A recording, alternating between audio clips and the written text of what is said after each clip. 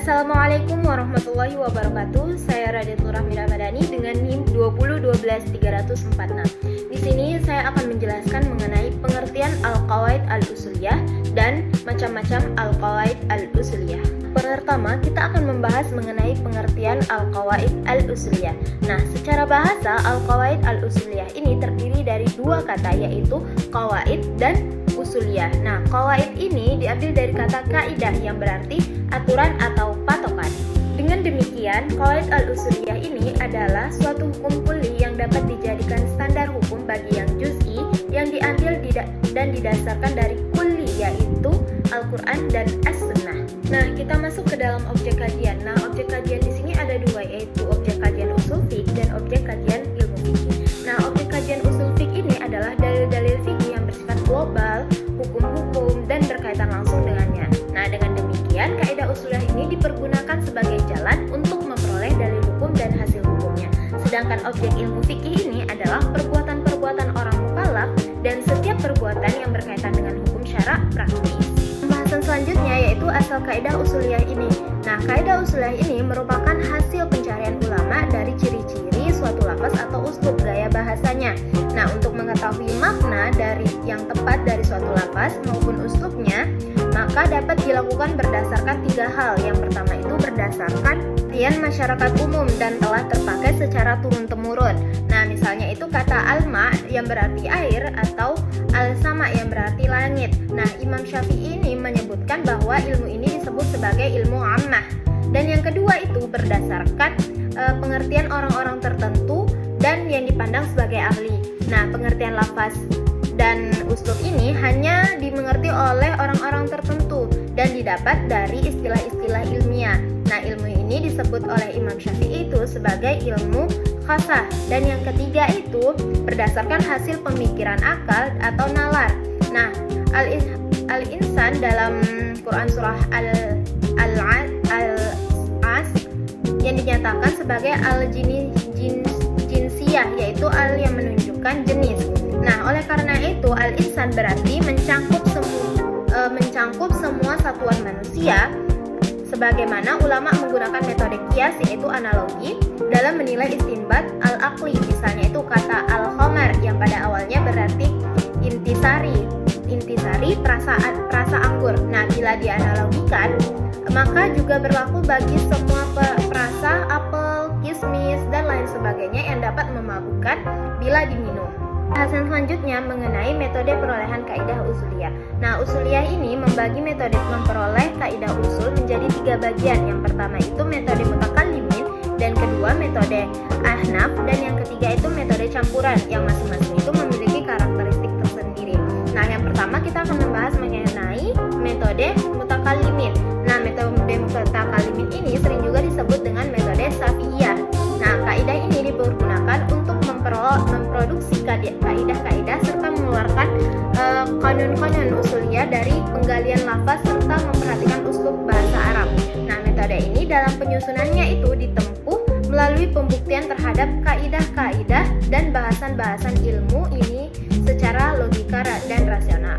Nah, yang kedua itu metode ahnaf, yaitu sebagai metode kedua dalam memperoleh qawaid al-usuliyah ini disusun oleh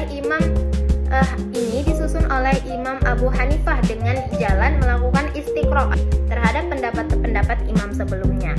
Nah, yang ketiga itu metode campuran. Nah, metode campuran ini merupakan fusi antara metode mutakallimin dan metode ahnaf. Nah, dalam tataran praktisnya, metode ini ditetapkan memperhatikan bahwa kaidah-kaidah usuliyah yang ada dan mengemukakan dalil-dalil atas kaidah tersebut. Nah, mengapa kita perlu atau harus memahami qawaid al-usuliyah ini? Nah, apa urgensi tentang qawaid al-usuliyah ini?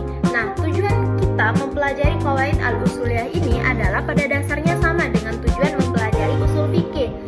Nah, tujuannya tersebut adalah membuka jalan untuk dapat mengetahui hukum-hukum syariat dan mengetahui cara-cara istinbat dan istidlal hukum. Nah, dengan ini, kaidah usuliyah itu membahas tentang kaidah-kaidah ketika melaksanakan istinbat, menggariskan jalan dan yang harus ditempuh dalam menggali hukum dan menerangkan tingkat-tingkatan dalil serta keadaan yang menyertai menyertai sebuah hukum. Setelah kita memahami apa itu qawaid al-usuliyah dan apa urgensi dalam memahami dan mempelajari qawaid al-usuliyah ini, maka kita juga perlu memahami atau mengetahui macam-macam al-qawaid al-usuliyah ini. Nah, macam-macam qawaid al-usuliyah ini ada dua. Yang pertama itu al-qawaid al-usuliyah al-lughawiyah dan yang kedua itu al-qawaid al-usuliyah al-tashri'iyah. Nah, yang pertama kita akan membahas yang pertama yaitu al-qawaid al-usuliyah al-lughawiyah. Nah, al-qawaid al-usuliyah al-lughawiyah ini adalah berbagai kaidah yang disari dari dasar-dasar bahasa Arab sebagai bahasa Al-Quran yang dirumuskan oleh para ulama berdasarkan istiqra' atau penelusuran terhadap uslub dan gaya bahasa dan juga dialah berbagai lafaz untuk berbagai makna. Nah, ada beberapa kaidah kebahasaan. Yang pertama itu ada lafaz amr, yaitu lafaz perintah. Seperti kaidah al-amr ini adalah salah satu referensi ilmu alat sebagai kaidah dalam mengenal fikih, yaitu hal ini tentunya memberi pengaruh terhadap ketetapan hukum yang dilakukan. Nah, al-amr ini secara etimologi berarti sesuatu yang berkaitan dengan perintah. Bisa juga berarti menuntut untuk melakukan atau mengerjakan sesuatu. Kedua adalah lafaz nahi. Nah, pengertian nahi ini menurut bahasa berarti suatu tujuan.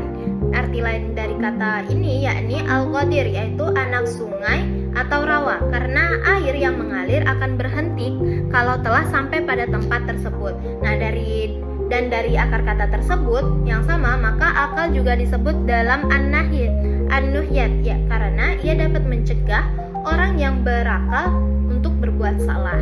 Sedangkan menurut istilah sendiri, nahi ini adalah ungkapan yang meminta agar suatu perbuatan dijauhi dan yang dikeluarkan oleh orang yang kedudukannya lebih tinggi kepada orang yang kedudukannya itu lebih rendah.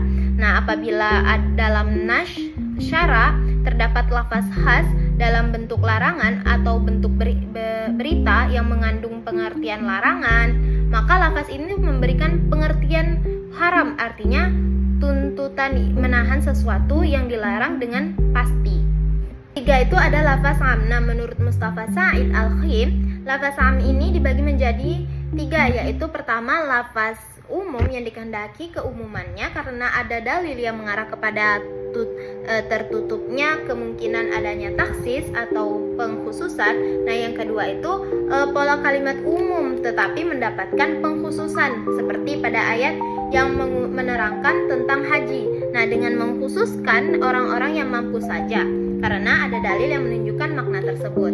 Ketiga itu lafaz umum yang terbebas dari dalil dan indikasi. Nah, baik menunjukkan bahwa yang dimaksud maknanya itu umumnya atau makna sebagai cakupannya saja.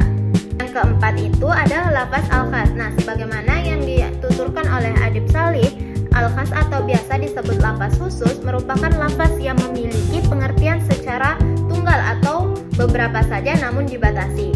Nah, mayoritas ulama usul fikih sepakat sebagaimana yang dikemukakan oleh Abu Zuhra, lafaz khusus dalam nas syara ini berarti pengertiannya dan khas secara qat'i, yaitu pasti dan hukumnya itu terkandung di dalamnya bersifat qat'i, pasti juga selama tidak ada sesuatu indikasi yang menunjukkan pengertian lainnya. Macam-macam al-qawaid yang kedua itu ada al-qawaid al-usuliyah al-tashri'iyah. Nah, al-qawaid al-usuliyah al-tashri'iyah ini adalah kaidah berbasis tashri', bukan bahasa yang disimpulkan oleh para ulama usul fiqh, tetapi melalui istiqra' dan penelusuran berbagai hukum syar'i dan juga dengan mengamati berbagai nas yang telah menetapkan berbagai pokok dan dasar